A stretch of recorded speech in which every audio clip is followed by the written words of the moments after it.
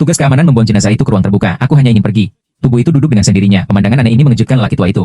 Dia membuka resleting dengan tenang. Saya ingin melihat apa yang sedang terjadi. Aku hampir ketakutan setengah mati. Tubuh itu membuka matanya. Oh, Yesus. Karena sangat ketakutan, dia berlari kembali ke kantor dan segera menelepon pemimpinnya. Katanya ada seseorang yang meledak di tengah samudra Pasifik. Pemimpin itu sama sekali tidak mempercayainya. Dia juga mengatakan bahwa dia terlalu gugup untuk mengalami halusinasi. Namun sedetik kemudian, sang maestro melihatnya dari monitor. Mayat yang masih tergeletak di tempat parkir sekarang sudah ada di lorong. Ketika mendengar itu, pemimpin tersebut setuju untuk pergi dan melihat. Dia berbalik dan duduk di depan monitor. Ternyata wanita itu bukanlah kepala rumah sakit sama sekali, namun seorang aktor dalam acara realitas horor. Sang maestro adalah subjek dari acara episode ini. Untuk meningkatkan efeknya, sang sutradara memutuskan untuk menambah semangat pada sang maestro. Melihat beruang yang ditakuti oleh sang majikan, para kru acara tertawa terbahak-bahak, namun mereka tidak bisa tertawa di detik berikutnya karena sang majikan mengeluarkan pistol dari dalam tas. Dia hampir membunuhnya jika dia tidak berhenti.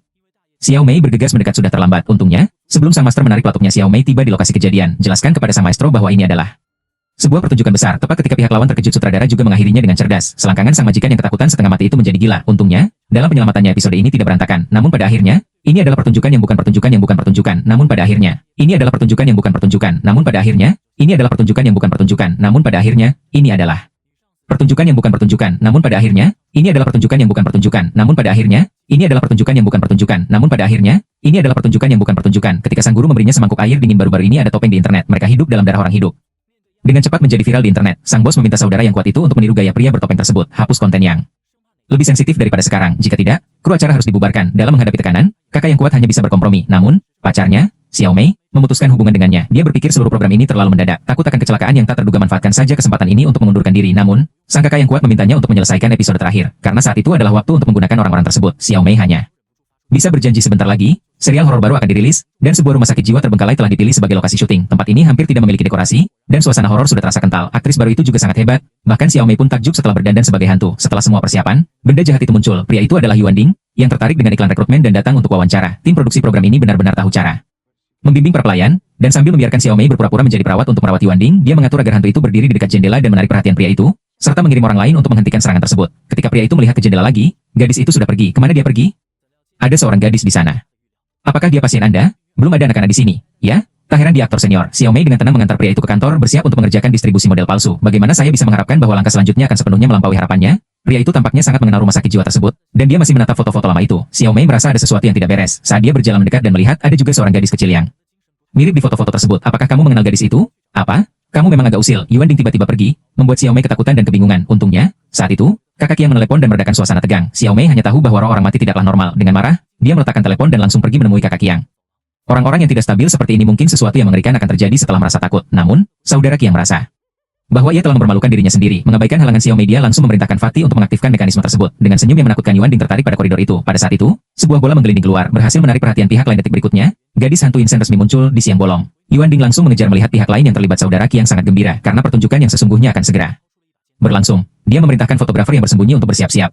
Pastikan untuk melihat ekspresi terkejut Yuan Ding. Detik berikutnya, gadis hantu itu muncul di belakangnya. Menjerit dengan keras. Siapa sangka Yuan Ding tidak takut, sebaliknya, dia mengeluarkan pisau tajam. Semua orang terkejut. Mereka merekrut seorang pembunuh cabul. Xiao Li yang malang makan siang seperti ini. Yang lebih penting lagi, anak laki-laki yang bertugas mengambil gambar itu masih bersembunyi di dalam ruangan. Kakak Qiang segera mengingatkannya untuk tidak mengeluarkan suara. Tanpa diduga, suara kata-kata itu tiba-tiba menghilang. Yuan Ding menemukan kamera yang tersembunyi di tempat yang dalam. Dia menarik dasi itu dengan tangannya sendiri. Dengan keras kepala menjilati leher saudara Qiang. Terburu-buru Xiao Mei juga dalam bahaya. Cabut sekrupnya dan bergegaslah masuk ruangan untuk menyelamatkan orang-orang. Ternyata itu sudah terlambat. Saudara Qiang telah digantung. Xiao Li dilempar ke bawah tangga kematian. Adalah sebuah bencana. Tepat ketika Xiao Mei ketakutan setengah mati, kakak Qiang mengingatkannya untuk melarikan diri. Karena si pembunuh akan kembali ke ruangan itu. Sampai saat itu dia menyebutkan identitas asli Yuan Ding. Ternyata pihak lain adalah orang yang sakit jiwa dan telah melakukan kejahatan. Semakin banyak yang didengar Xiao Mei, semakin takut dia. Pihak lainnya sangat ketakutan hingga ia melarikan diri. Secara kebetulan, saya bertemu dengan seorang rekan kerja wanita di perjalanan. Keduanya segera bersembunyi di ruangan yang aman. Bagaimana kalau kita coba mendiskusikan sebuah rencana saja? Yuan Ding mendobrak masuk melalui jendela. Tamparan di leher kakak perempuan Xiao Mei ketakutan dan keluar rumah. Berlari menemui penanggung jawab properti gudang. Memegang pintu baja tebal. Akhirnya, Yuan Ding dihalangi di luar. Siapa yang kenal kakak Qiang agar syuting acara ini bisa diselesaikan? Saya belum menghubungi polisi. Aku sangat berharap bisa mengeluarkannya dari layar. Yang mana yang tidak membutuhkan Xiao Mei untuk melakukan apapun? Yuan Ding tiba-tiba menerobos masuk ke ruang kendali. Kepala Wen Qi hancur akibat pukulan gila. Kakak Qiang dan Fatih sangat bahagia. Ini bukan masalah besar. Penata properti menarik Xiao Mei keluar. Aku tadinya mau langsung masuk ke mobil dan kabur, tapi aku tidak menyangka mereka berdua tidak membawa kunci mobil.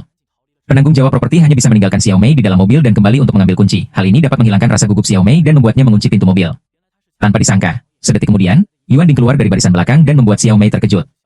Ia menusuk tangan kecil Xiao Mei dengan sebuah tongkat. Kemudian dia dengan cepat keluar dari mobil. Tetapi pada saat ini dia berbalik dan muncul.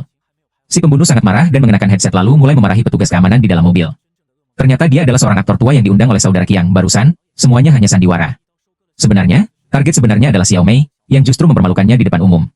Aktor tua itu meminta kakak Kiang untuk datang dan menyelamatkannya, tetapi pihak lain membiarkannya menanggungnya terlebih dahulu. Karena adegan belum selesai syuting, dia marah dan langsung mematikan kamera. Tanpa diduga, setelah menghalangi kakak Kiang, mimpi buruk yang sebenarnya dimulai. Seorang pria bertopeng tiba-tiba muncul di depan mobil. Aktor tua itu tidak menunggu untuk bereaksi, dia dibunuh dengan pisau. Pada saat itu, tim program masih sibuk syuting Xiao Mei, yang sama sekali tidak tahu tentang acara horor yang akan menimpanya. Seorang pria bertopeng mengerikan telah direkrut. Setelah mengatur orang lain untuk bersembunyi, kakak yang pergi untuk menenangkan suasana hati aktor tua itu. Siapa tahu, dia baru saja berjalan di depannya, kamera gambarnya macet. Si gendut buru-buru datang untuk memperbaikinya. Tanpa diduga, pemandangan ini dilihat oleh Xiao Mei yang kebetulan datang ke sini. Si gendut telah dibunuh oleh Yuan Ding. Mengapa dia hidup kembali? Aku menyadari ada sesuatu yang aneh padanya, cepat rekam videonya. Saat itulah aku mengetahui kebenaran di baliknya. Ternyata orang-orang ini memalsukan kematian mereka dan datang ke lokasi kebakaran hanya untuk menyiksa diri mereka sendiri. Xiao Mei marah pada kamera. Itu adalah sebuah hasil rekaman, pria gemuk di seberang sana telah dibunuh oleh pria bertopeng. Setelah menguasai panggung, pria bertopeng itu mengarahkan kamera ke orang-orang yang tersisa dalam K.